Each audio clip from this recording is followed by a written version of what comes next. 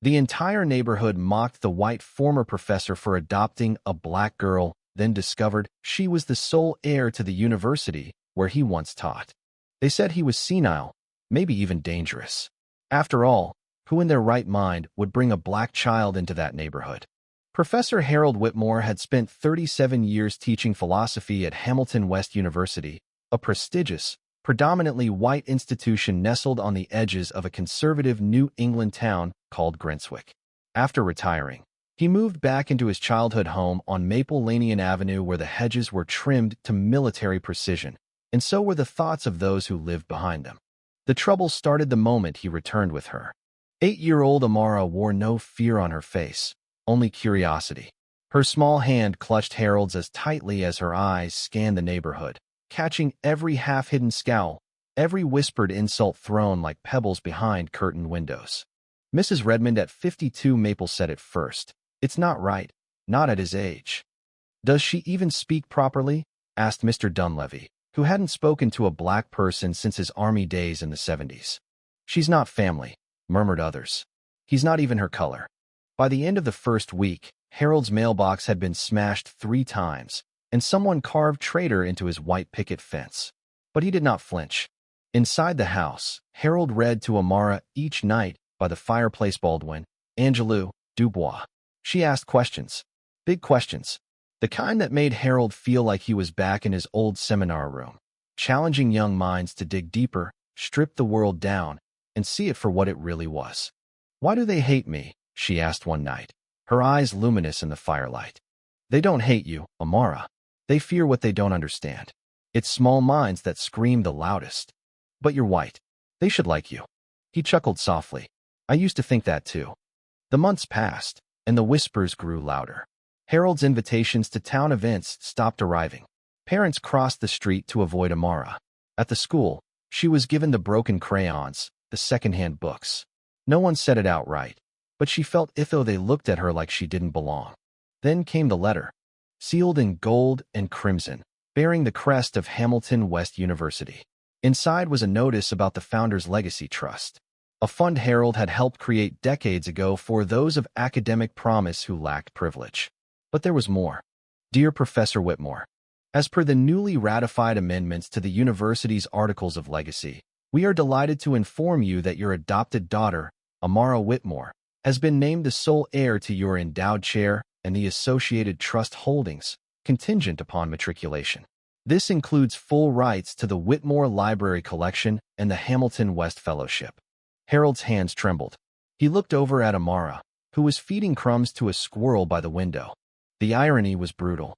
The same people who spat at her name, who crossed themselves when she passed, would now see her face etched into the stone walls of the very university they worshipped. But he said nothing to her, not yet. Instead, he asked her a question. "Amara, have you ever wanted to learn Latin?" She frowned. "Does it help me beat people like Billy Dunleavy in spelling bees?" "It helps you outthink them."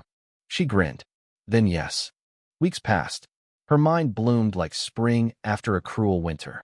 Harold, old and often breathless, found joy again not in dusty old texts, but in the fierce hunger of a child the world underestimated.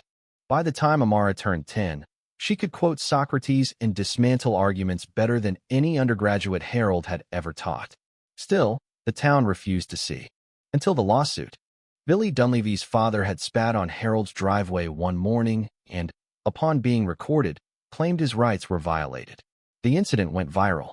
Reporters came, and with them, the truth. Journalists began digging. They discovered not just the adoption, but the legacy. Photos of Harold and Amara studying flooded online. One video showed her correcting a news anchor's misuse of the word irony. "What do you want to be when you grow up?" the anchor asked her on live TV.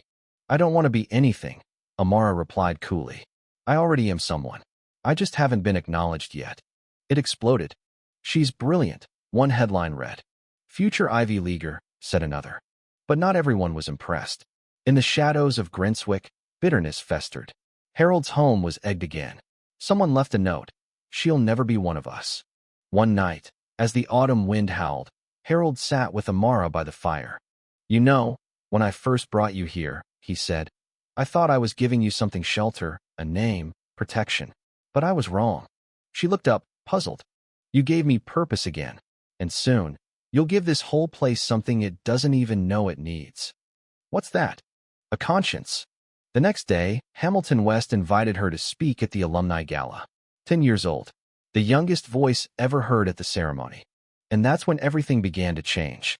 The marble steps leading into Hamilton West's grand auditorium gleamed under the spotlights. Amara stood backstage, clutching her note cards, though she didn't need them. Her speech had been written, memorized, and rememorized. But it wasn't nerves that churned in her stomach, it was the weight of being seen for the first time not as the adopted black girl, but as Amara Whitmore, the keynote speaker. From behind the curtain, she caught a glimpse of the audience. Rows of alumni, professors, trustees. People who had likely voted against her existence. People who whispered about preserving tradition, but wouldn't know what justice looked like if it knocked on their tenured doors. Then came the booming voice. Please welcome Miss Amara Whitmore. Polite applause. A few raised eyebrows. She stepped into the light. Her feet barely made a sound across the polished stage. Harold sat in the front row, his cane leaning against his leg, eyes shimmering with a mixture of fear and pride.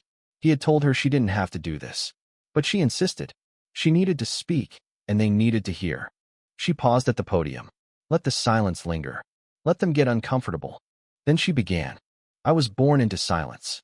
The kind that follows you into rooms, sits with you at lunch tables, and walks you home while pretending not to see you.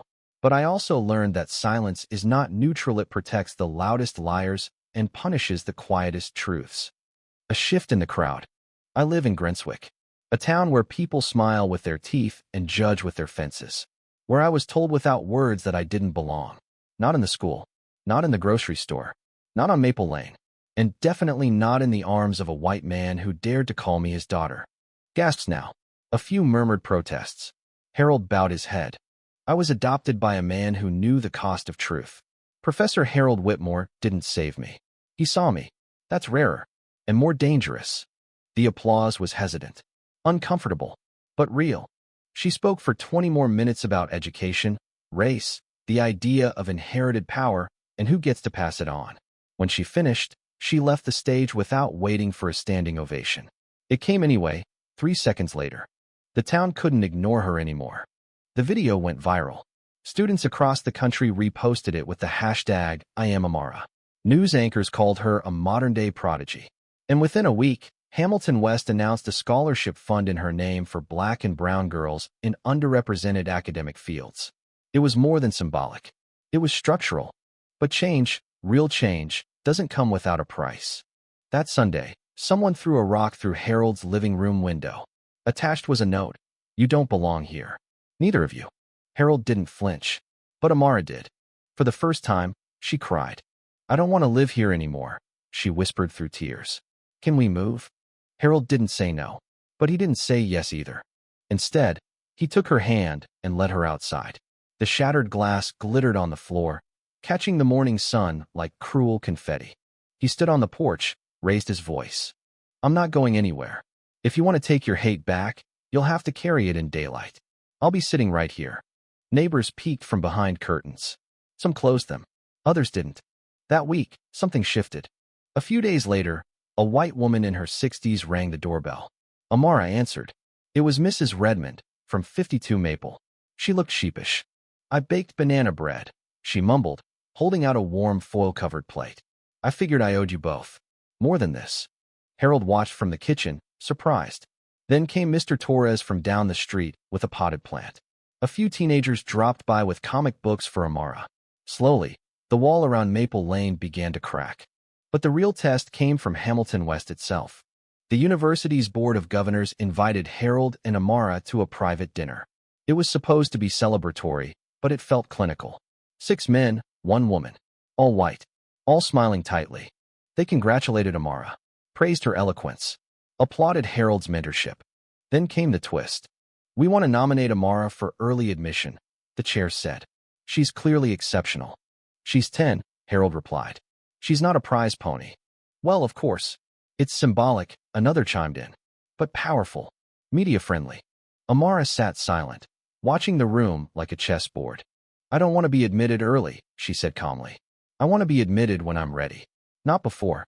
And not to make you look better. They blinked. The woman at the end of the table cleared her throat. We just thought it could help rebuild some bridges. Then build them with bricks, not black children, Amara replied. Harold nearly choked on his water. They left 15 minutes later. In the car, he laughed for the first time in days. You know, he said, if you keep saying things like that, you're going to scare the hell out of them. I want to scare them, she said. They should be scared of a girl who knows her worth. She was changing, not hardened, but sharpened. The story began to spiral. A conservative columnist called her a puppet of liberal guilt. Another dubbed Harold the old white fool. Anonymous threats returned, but so did the support. The Hamilton Gazette ran a cover story titled, "The Girl Who Shook the System." People showed up to Harold's house with flowers. Some offered donations. A group of students formed an Amara study circle. It spread to other campuses. And yet, Grenswick still clenched its teeth. One morning, while walking to school, Amara found the word liar spray painted on the sidewalk. She didn't cry. She took a bucket of water and a wire brush, and she scrubbed it clean. Alone. Quietly. When Harold saw her, he said, "You shouldn't have to clean up after cowards." "I don't mind," she replied. "I want them to know I see them. I want them to see me not breaking." By the end of that year, the town had changed not completely, but irreversibly. The school hired its first black teacher. The local library hosted a talk on race and storytelling, with Amara as keynote. Even the mayor stopped by with a certificate of community excellence. She rolled her eyes but accepted it. On her 11th birthday, Harold gave her a wrapped box with no label. Inside was a weathered old book, his personal annotated copy of Meditations by Marcus Aurelius. She opened it to the first page. Scrawled in Harold's handwriting were the words, "To my daughter, who turned philosophy into fire. May you always burn wisely." She cried then, but not from pain, from pride, and from something else, to certainty. Because somewhere deep in her, she knew the story wasn't over. It was just beginning. Summer came with golden heat and long, lazy evenings, but peace didn't follow. While the town painted over its prejudice with thin coats of performative kindness, Amara saw the cracks reappear whenever she walked too proudly or spoke too directly. And though Harold reassured her often through books, stories, and his steady presence, she began to feel something shift inside her. A question had taken root. What if all of this wasn't just luck? What if I'm supposed to do more than just survive this? Harold, who'd heard similar questions from bright-eyed students his whole life, knew better than to answer.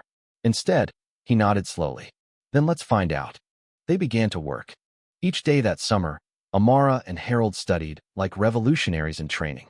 He didn't just teach her philosophy, taught her how to write op-eds, how to dissect policies, how to read people as deeply as she read texts. He showed her what power looked like in its most invisible forms: legal, institutional, cultural, and how to trace its outlines. You must always ask, he'd say, who is silenced and why. At night, Amara wrote letters to newspapers, questions to authors, arguments to herself. She sent one of her essays to The Atlantic on a dare. A month later, it was published under the title, "The Quiet Fury of a Black Girl in a White Town." It shook Grenswick like an earthquake. Who helped you write it? A woman at the store sneered. Did he coach you on those big words? No, Amara said. I learned them on your library shelves while no one else was reading. Some were proud of her. Others despised her.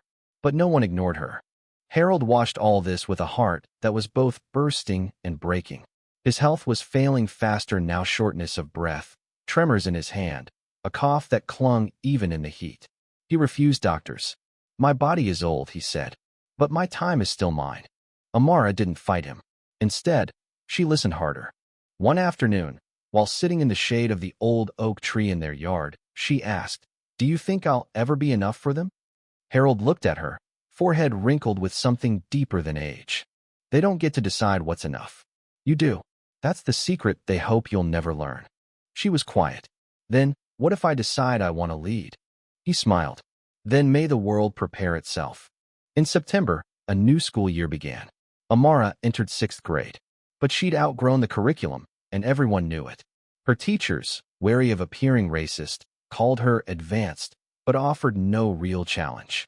Her classmates, less restrained, called her know-it-all, or worse. One day, she returned home with a black eye. Harold rushed to her, trembling. What happened? Billy Dunleavy called me a monkey, she said flatly. I told him Darwin would be disappointed. Then, he hit me. And you? I hit back. He paused. I wish I could say violence isn't the answer. But sometimes it's the only language the world understands. The school suspended both kids. The town divided again. Some blamed Amara for provoking. Others blamed Billy for assault. Harold wrote a letter to the school board demanding reform. Amara wrote one too, citing restorative justice models. Hers was published. 3 weeks later, she was asked to speak at a youth leadership summit in Boston. Harold insisted on going with her, though his cough was worsening. At the hotel, he barely made it up the stairs. Amara begged him to rest, but he just shook his head. I need to see you become who you are. I won't miss that. At the summit, Amara took the stage with confidence. The audience was a mix of young scholars, educators, and activists. She spoke without notes. I'm not exceptional because I'm black and smart, she began. I'm exceptional because I refuse to shrink. She spoke of systems, of inherited trauma, of being raised by a white man who'd once taught dead philosophers but chose to raise a living revolution instead. She ended with a warning. You can either make space for voices like mine or be made irrelevant by them. It earned her a standing ovation. But as she stepped off the stage, she saw Harold collapse in the back row. He died 2 days later in the hospital. Peacefully, quietly, without regret. The town mourned. Some genuinely, others out of habit. The funeral was packed. Professors, students, neighbors, strangers. Even Mrs. Redmond sobbed into a handkerchief. Amara stood beside the coffin, holding back tears. Not because she didn't feel grief, but because it was too big to cry through. It wrapped around her like a second skin. The eulogy was hers to give. She stood before the crowd and said, My father taught philosophy. But more than that, he lived it. He believed the exam in life was not only worth living, it was a moral obligation. He examined his town, his privilege, his history. And he chose love, not the soft kind, but the kind that demands something. From you, from me, from all of us. She paused, voice steady. If he gave me anything, it was the courage to face the truth and not to blink. I intend to make him proud by using that courage every day of my life. The silence in the chapel was complete. After the burial, Amara returned home alone. The house felt colder. She wandered from room to room like a ghost retracing old footsteps. On his desk, she found a letter addressed to her in Harold's thin, careful handwriting. My dear Amara, if you're reading this, I've gone where books and arguments cannot follow. I have no great wisdom to offer in death that I didn't try to give you in life. But if there's one last thing I could say, it would be this. You are not an exception. You are a beginning. I loved you not because you were brilliant or brave or defiant, but because you are mine. That was always enough. Now go and make the world listen. With all the love I could fit into this lifetime. Dad. She read it 3 times. Then she lit a candle and whispered goodbye. Months passed. Amara remained in Grenswick, not because she wanted to, but because the work wasn't done. She petitioned the school district for equity audits. She created a mentorship group for girls of color. She gave more speeches, wrote more essays. Slowly, change trickled in. When she turned 13, Hamilton West invited her to join its pre-college scholars program. She declined. I'll come, she wrote in reply, when I'm not your token. Instead, she created the Whitmore Youth Foreman Annual Summit for young minds committed to justice. Her first guest speaker was a formerly incarcerated professor. Her second was a climate activist from Kenya. She raised funds, found sponsors, and hosted it on the Hamilton West campus without ever applying. The university praised her. But she didn't need their praise. She was building her own legacy now brick by brick, with calloused hands and a clear voice. By 15, she'd published her first book, Inheritance Without Permission, Essays on Race, Family, and Power. It opened with a quote from Harold. We don't choose the past we inherit, but we choose how loudly we carry it. The neighborhood had changed, or perhaps she had changed how they saw it. The mailbox was no longer smashed.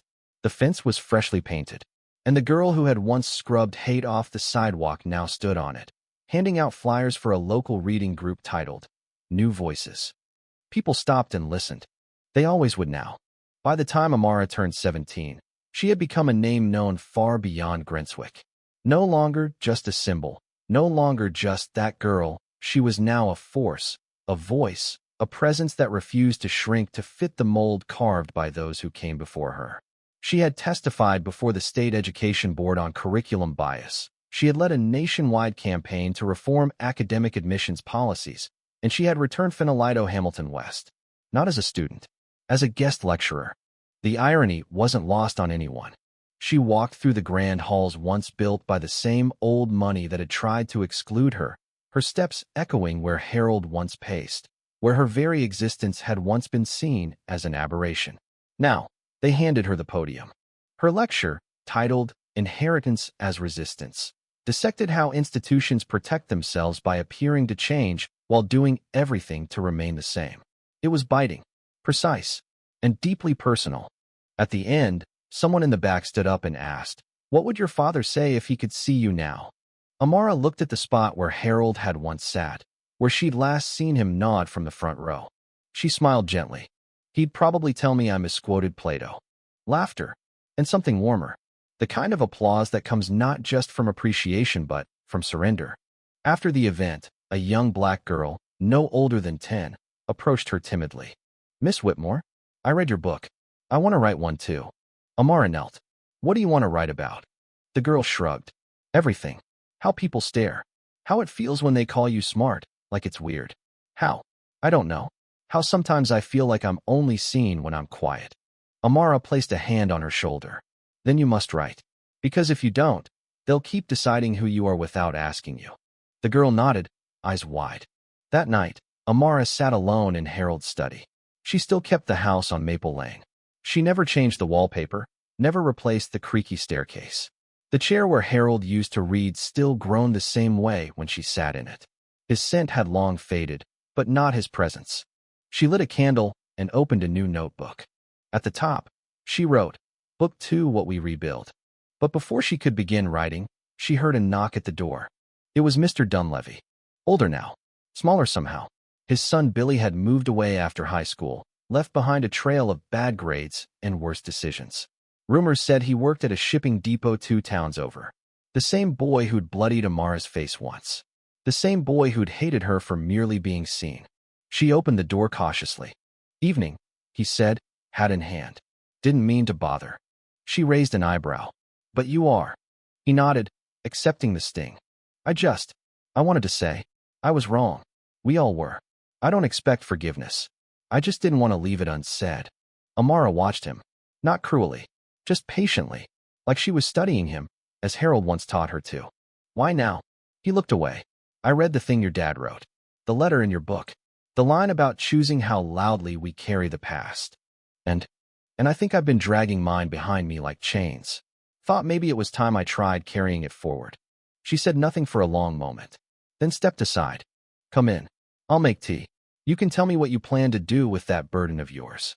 He hesitated, then entered. They sat in the kitchen, 2 people who had once stood on opposite ends of everything, now quietly sipping tea. He spoke of regrets, of his own father, of the silence he thought was safety. She listened not to excuse, but to understand. When he left, he looked lighter. That night, she wrote 10 pages. The next morning, she spoke at Grenswick High School, the same school that had once given her broken crayons and secondhand books. Now she was opening a new library wing in Harold's name, funded by donations from former students and a grant from the Whitmore Trust. She cut the ribbon with Mrs. Redmond standing beside her. The woman had aged more gently than expected, and though the guilt never quite left her eyes, she had worked to earn the right to stand beside Amara. Inside the new wing, a mural stretched across the wall, a painting of Harold reading to a young girl beneath a tree. And beneath it, in bold letters, "The only legacy worth building is one that makes room for those after you." Later that year, Amara was accepted into Hamilton West not for symbolic reasons, but because she had earned it.